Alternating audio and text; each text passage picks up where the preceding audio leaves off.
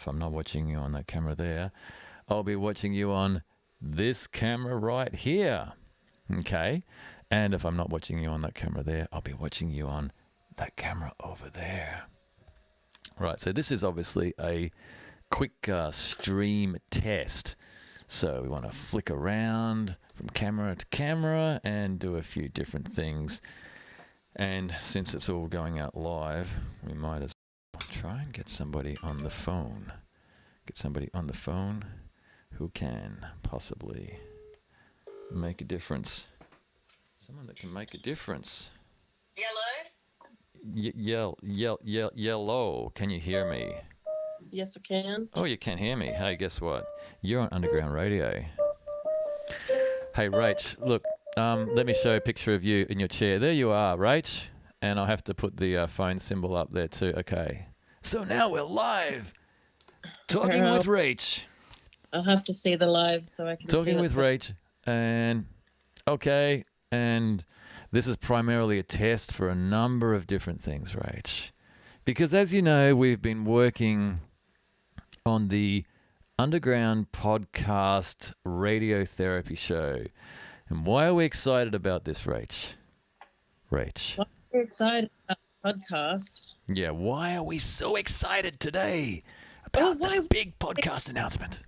Life is just exciting, isn't it, at the moment, you know? It's what? We're locked down in COVID. What's not to be excited about? It's just wonderful. Hey, I saw the police in Victoria. They get really heavy-handed with people, don't they? Mm. It's no good for their PR. It's really bad for their PR, isn't it? Who's in control of the PR in Victoria? Because this stuff that's getting out on the internet is not good for them, is it? No, it's bad. That's why Facebook is possibly shutting a lot of accounts down. Oh man, but you know they look like police thugs. Is there such a thing as a police thug, Rach? Oh, I don't know. I saw two instances. Okay, I saw a guy last night who was, you know, it's just like a South African, tall South African, you know, middle class, well-to-do sort of guy, having an argument with police, and police wanted him to move on or whatever. He said no. The police tried to jump on him. He kicked one of them pushed one of them aside, and then when they had him on the ground, the copper that kicked him came around and kneed him in the freaking face. What a dog! What a dog! That's a dog act. Police shouldn't do that. That's bad police work, right? And then I saw this one this morning, and these are just videos that people are shooting on their phones. Another one in Victoria, a girl wasn't wearing a mask, okay? And so the police, they got got up in the face like this, and they throw it down on the ground. Man, they get really heavy-handed with people. They're thugs. Police thugs. Police, you can't be thugs, police. I think Victoria's always been a little bit like thugs. Police thugs in Victoria. You guys in Victoria, you police people in Victoria, you should not be thugging against the civilians. Well, right? Let me tell you a true story. Yeah. My uncle was a constable in the New South Wales Police Force, and my other uncle, I had many uncles, but one of my uncles got into a bit of trouble in Newcastle, I believe, and was basically beaten up by a couple of cops. And my uncle, who was in the police force, on duty or off duty cops, would you say? on duty. He was arrested for some reason and he was brutalized. Right. I can't remember the whole thing about it. It might have been punched in the face a few times or whatever. I got a blood nose. I don't know. Anyway, my uncle, who was in the police force, actually got them struck off, I think, from the New South Wales Police Force. So he stood up for my uncle and got them struck out. Yeah, no, it's not cool. It's not right that police should be heavy-handed against people that, you know, these are not criminals. These are not people that are violent in any way.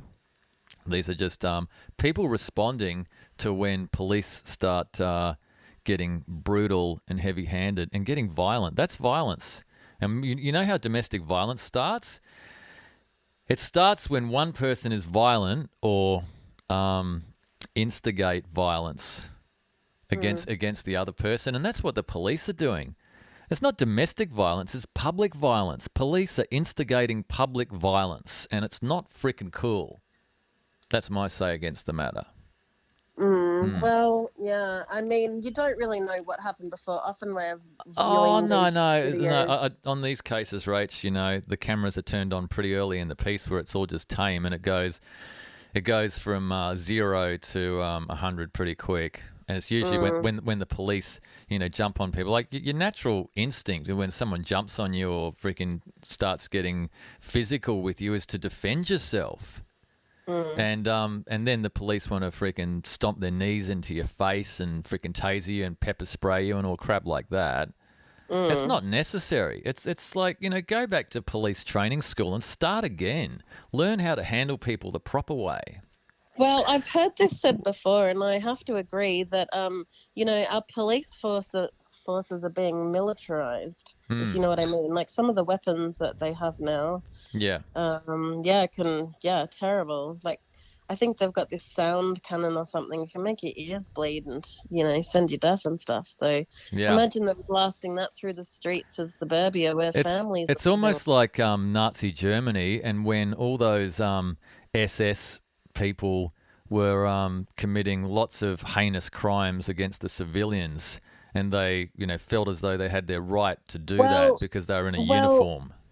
But the thing is, though, I mean, you can still criticize Dan Andrews and get away with it, and, you know, get away with your life. So, I mean, if it got to the point where people were criticizing Dan Andrews and they weren't getting away with their lives, then you'd know there's a problem. But I mean, we still live in a, you know, relatively free country. But yeah, I agree. Like the heavy-handed tactics, you know, it's uncalled for. Show me your search warrant before you go through I guess my police house. are frustrated too because people don't listen to them and obey the law. Yeah. So what are they left with? Well, we don't want them to be left with violence, that's for sure.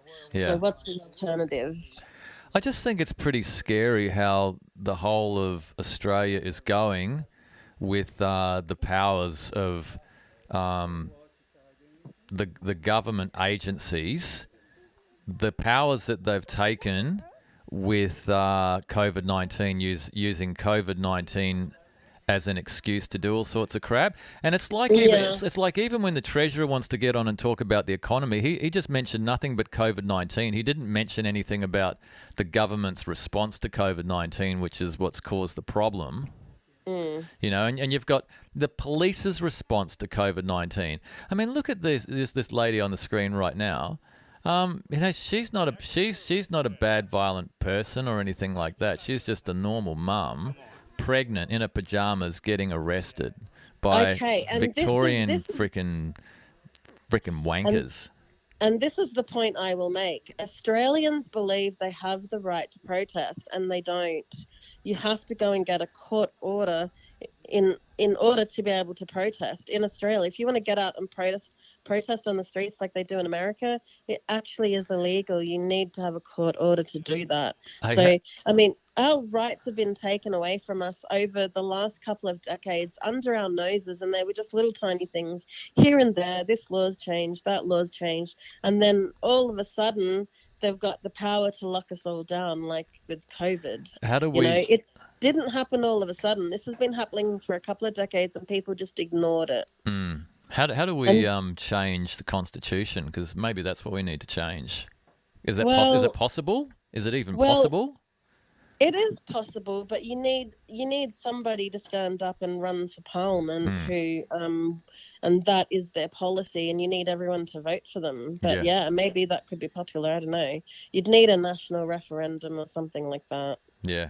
Hey, Rach, I, for one, am looking forward to getting back into the studio with you on Underground Radio. Thank you for the conversation, Rach, even though you're just an empty chair in the corner with an animated telephone symbol going over the top of you. Yes, well, I hope I won't be coughing and sputtering in the studio. Still. You won't. Well, sounding really good, Rach. Now, look, I'll give you the choice. We could play Dave Zimba, D. Moores, maybe Concepts, Mr. G Reality, Sam Hunter, or Wicked. Which artist should we play? Oh, my gosh. I'll let you toss it up between Concepts and Sam Hunter. Okay. Well, Okay, well, since the Sam Hunter track has a music video with it, I think we'll play that one. It's been a pleasure talking to you, Rach. I can't wait to do it live with you again sometime very soon. Very, very soon. I'll say goodbye. Goodbye to Pete's camera. And I'll say Goodbye. goodbye. I'm waving. Bye. And there's one more. That one up there. Bye. Bye. We'll see you guys real soon. This is Sam Hunter, Underground Radio, the Radiotherapy Show with Pete and Rach. We'll be back with you guys real soon. Thanks for tuning in. We love you all heaps. Running out of time. Love it is out, made them feel too